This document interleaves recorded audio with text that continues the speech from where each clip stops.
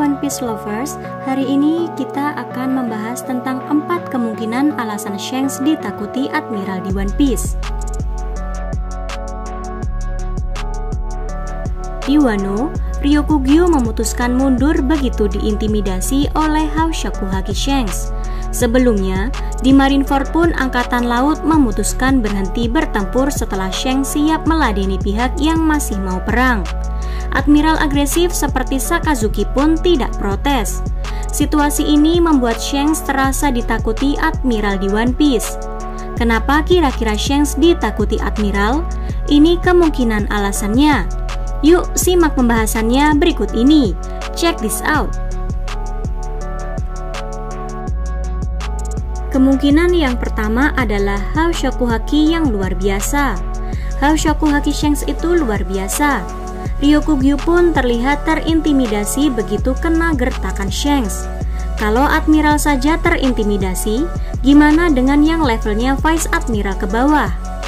Vice Admiral yang mungkin bisa bertahan dari Haoshaku-Haki Shanks kemungkinan ya sosok seperti Garp, orang yang dulu memburu kelompok Roger.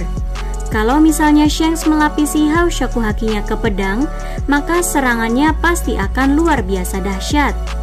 Kita sebelumnya sudah melihat betapa dahsyatnya serangan Kaido dan Luffy begitu dilapisi Haoshaku-Haki. Haoshaku-Haki Shanks terasa lebih istimewa ketimbang mereka berdua. Jadi kekuatan destruktifnya pasti ngeri. Para admiral bisa jadi akan dalam bahaya kalau kena tebasan Shanks. Yang kedua, pembunuh Ken Bunshoku-Haki.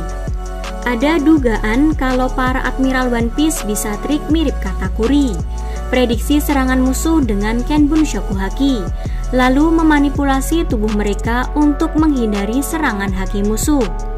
Ada situasi di Marineford di mana Kuzan tidak kenapa-kenapa meski diserang dengan serangan haki oleh Shirohige. Juga Sakazuki yang tidak kenapa-kenapa meski diserang bersamaan oleh Vista dan Marco.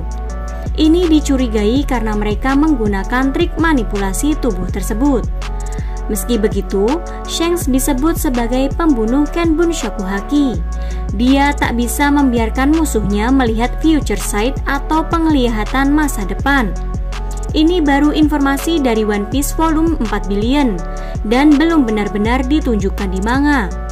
Tapi kemampuan Shanks itu bisa berbahaya. Bayangkan jika Shanks melawan musuh seperti Katakuri.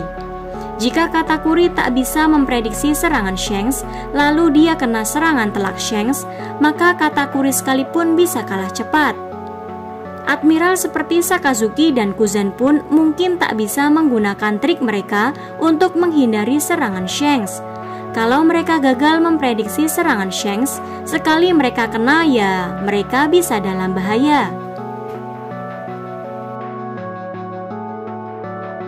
Lanjut, kemungkinan yang ketiga adalah anak buah Shanks yang berbahaya. Anak buah Shanks itu semuanya kuat. Kalau misalnya cari gara-gara dengan Shanks, maka mereka semua akan terlibat. Karena ini saya rasa Ryokugyu benar-benar terancam. Dia itu sendirian di Wano. Kalau dia masih nekat mengincar Luffy, maka dia bukan akan menghadapi Shanks saja. Dia akan menghadapi seluruh kelompok bajak laut rambut merah. Tak heran dia terintimidasi. Sementara itu di Marineford, para angkatan laut sudah luka-luka karena pertempuran. Jika mereka lanjut perang melawan kelompok rambut merah yang masih segar, mereka bisa benar-benar kalah saat itu. Jika Sakazuki sekalipun gak protes perang dihentikan, maka dia pun mungkin sudah menduga apa yang akan terjadi jika dia memaksakan lanjut bertarung. Dan yang terakhir, Shanks punya keistimewaan yang membuat berhadapan dengan dia berbahaya. Shanks bisa menemui Gorosei. Ini membuat dia terasa sangat penting, sampai-sampai Gorosei saja menyempatkan waktu bicara dengan dia. Selain itu, Shanks ditemukan Roger dari peti harta karun yang dicuri dari God Valley. Itu membuat ada kemungkinan Shanks antara keturunan dari Tenryubito atau dari Rocks. Patut diingat, saat insiden God Valley selain Angkatan Laut, kelompok Roger dan kelompok Rocks Konon di pulau itu ada juga Tenryubito dan budak mereka. Jika Shanks memang keturunan orang istimewa, maka angkatan laut mungkin memang tidak bisa sembarangan melawannya.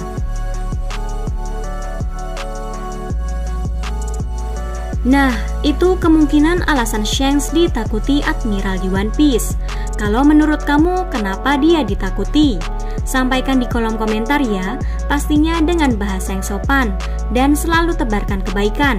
See you on the next video.